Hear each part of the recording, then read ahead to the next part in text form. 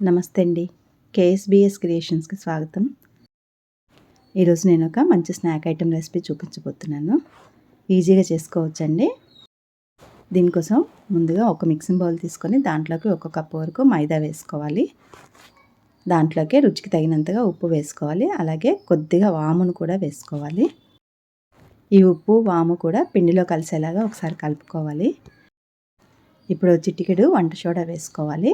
ఒక చిటికెడు వేసుకుంటే సరిపోతుందండి. ఒకసారి కలిపిన తర్వాత వేడి నెయ్యిని కానీ నూనెని కానీ వేసుకోవచ్చు. మనం తీసుకున్న పిండిని బట్టి ఒక 2-3 చెంచాల వరకు బాగా మరిగించి నూనెని కానీ నెయ్యిని కానీ ఈ విధంగా వేసుకోవాలి. ఈ నూనె అంతా కూడా పిండిలో బాగా కలిసేలాగా ఇలా నలుపుతూ కలుపుకోవాలి. అప్పుడే మనకి పిండికి బాగా పడుతుంది. ఇలా ముద్ద అయిందంటే మనకి నూనె కరెక్ట్గా సరిపోయినట్టే. లేదంటే ఇంకొంచెం వేడి చేసి వేసుకోవచ్చు. ఇలా సాఫ్ట్గా కలుపుకోవాలి. కొద్దిగా నీళ్ళు పోసుకుంటూ ఒక 10 నిమిషాలు పక్కన పెట్టి 10 నిమిషాల తర్వాత ఒకసారి మళ్ళీ మూత తీసి ఈ విధంగా ఒకసారి బాగా కలుపుకోవాలి.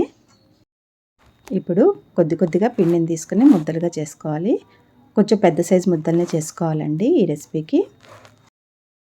ఇప్పుడు ఒక్కొక్క ఉండని తీసుకొని ఇలా పొడి పిండిలో అద్దుకోవాలి. చపాతీ కర్రతో పాముకోవాలి. మరీ మందంగా కాకుండా మరీ పలుచగా కాకుండా పాముకోవాలి. ఇక్కడ నేను చూపిస్తున్నాను కదా, ఈ మందంగా ఉంటే సరిపోతుందండి.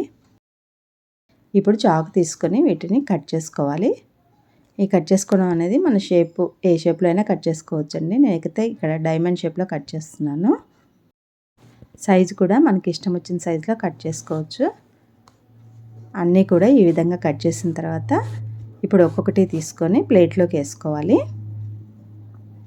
ఈజీగానే వచ్చేస్తాయండి. మనం అడుగును కొంచెం పొడిపిండి చల్లుకుంటూ చేసుకున్నామంటే ఈజీగానే వచ్చేస్తాయి. ఇలా అన్నీ ఒక దాంట్లో తీసుకున్న తర్వాత కాగుతున్న ఆయిల్లో వేసుకోవాలి. ఆయిల్ బాగా హీట్ అయిన తర్వాత ఇవి వేసుకున్నాం అనుకోండి, ఇవి చక్కగా పైకి తేలుతాయి వెంటనే. స్టవ్ని మీడియం ఫ్లేమ్లో పెట్టుకొని అటు ఇటు గంటెతో తిప్పుతూ వేయించుకోవాలి. ఇలా ఎర్రగా అయిన తర్వాత మనకి కొంచెం సౌండ్ కూడా వస్తాయండి, గలగలమని. అప్పుడు ఇవి తీసేసుకోవడమే. ఇవి చల్లారిన తర్వాత ఒక డబ్బాలో వేసి మూత పెడితే మనకు వారం రోజుల పాటు నిల్వ ఉంటాయండి. ఇప్పుడు వీటిలోంచి సగం తీసుకొని నేను ఇక్కడ బెల్లం పాకంలో వేస్తున్నాను. ఒక కళాయిలో ఒక చిన్న కప్పు బెల్లం తీసుకొని దాంట్లోకి కొద్దిగా వాటర్ పోసి బెల్లం కరిగిన తర్వాత ఈ విధంగా నొరగ వస్తున్నప్పుడు ఒకసారి చెక్ చేసుకుందాము. కొంచెం స్టిక్కీగా తగిలితే సరిపోతుంది.